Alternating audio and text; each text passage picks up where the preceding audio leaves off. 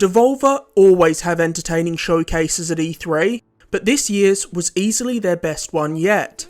This was a legitimately hilarious presentation that had me laughing out loud throughout. It also presented an incredibly strong lineup of indie games and showcased trailers that had a focus on showing lots of gameplay.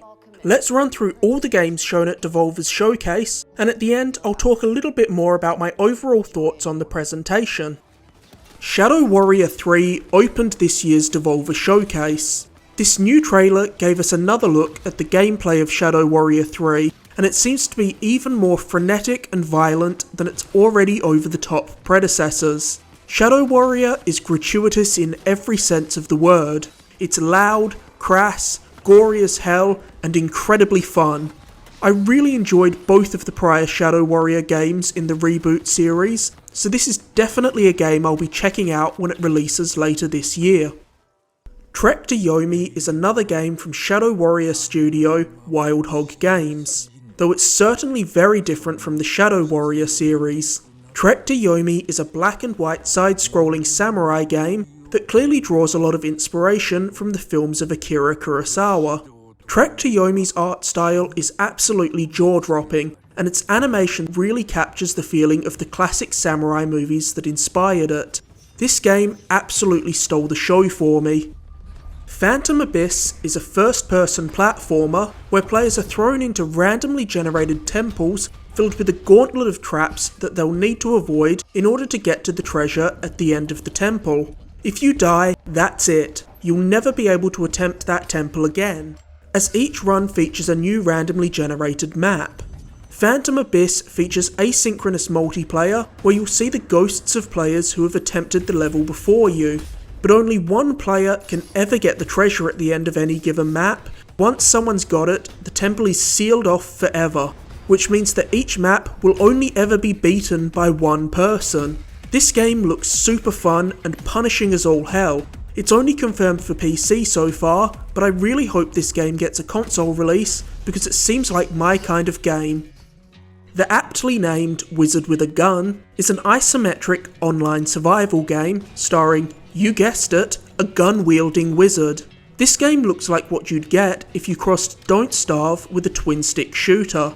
It also seems to have a pretty absurd sense of humour, with the wizard doing just about everything in the game with a gun. He even places things in the environment by firing them out of a gun.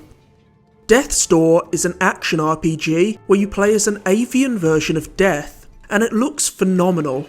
This is another game with an absolutely gorgeous art style, and its isometric action looks so fast and fluid, as Death jumps, slashes, shoots and dodges his way around every combat arena. Death's Door has pangs of Supergiants games like Bastion and Hades, and that's definitely a good thing. Death's Door is being developed by Acid Nerve, the studio behind the Shadow of the Colossus inspired Titan's Souls, which was not only a very good game, but a game that absolutely kicked my ass, so I'd expect Death's Door to be pretty challenging. When a trailer kicks off by saying from the creator of Pony Island, you know you're about to see a weird ass game. If you're not familiar with Pony Island, it was a game that starts out by making you think you're just playing a retro arcade game, then quickly takes a sinister turn. Pony Island got really out there with its ideas, and you may remember it as the game that would pull names from your Steam friends list and send you fake messages whilst you were playing. Yet somehow, Inscription may have an even weirder premise than Pony Island, with this game combining a roguelike card game with survival horror and puzzles. This was an eye-catching trailer. I love when developers do something weird and experimental with their games, and I can honestly say that I've never seen anything even remotely like this before. Devolver Tumble Time is a free-to-play mobile game, and it was revealed with a fantastic trailer mocking the predatory, microtransaction-laden games that have been plaguing the mobile market for years. While the gameplay seems like pretty standard puzzle game fare, requiring you to match colourful orbs, it does see you collecting different characters from Devolver's sizable library of published games, which I think is pretty cool. It's also sure to feature more of Devolver's eccentric humour, and while I doubt this will be something I'll stick with for long, I'm definitely going to give it a download. Demon Throttle is a new top-down shooter from Doinksoft, and it can be played solo or co-op. Demon Throttle stars a gunslinger and a vampiress on a quest for revenge against a demon who stole the vampiress's magical chalices and slept with the gunslinger's estranged wife. Demon Throttle's retro pixel art visuals are combined with a CRT looking filter to give it an authentic retro arcade game feeling. Demon Throttle looks both hilarious and fun to play. It also has one more surprising gimmick, which is that this game will only ever be available physically. It won't appear on any digital marketplaces. You can pre-order Demon Throttle on Special Reserve Games' website from now until October. After that, the game won't be available to purchase ever again, unless you can find a used copy on eBay, but seeing as there's going to be a finite amount of copies of Demon Throttle, I'm sure used copies will inevitably end up being quite pricey. And with that, we're done recapping Devolver's conference for E3 2021. This was a great showcase that had a perfect blend of scripted comedy and gaming news. It was also paced out flawlessly, clocking in at a brisk 30 minutes. In past years, I've occasionally found Devolver's showcases lent a little too far into absurdist comedy for my personal tastes. But this year, they struck a perfect balance of crazy shenanigans and pointed jokes about the games industry. Devolver often take one thing that's a trend in the gaming industry and make it the theme for their conference. This year, their presentation focused on poking fun at the fact that seemingly every company in the world is trying to sell you on their own subscription service. This was a great topic to base the conference around.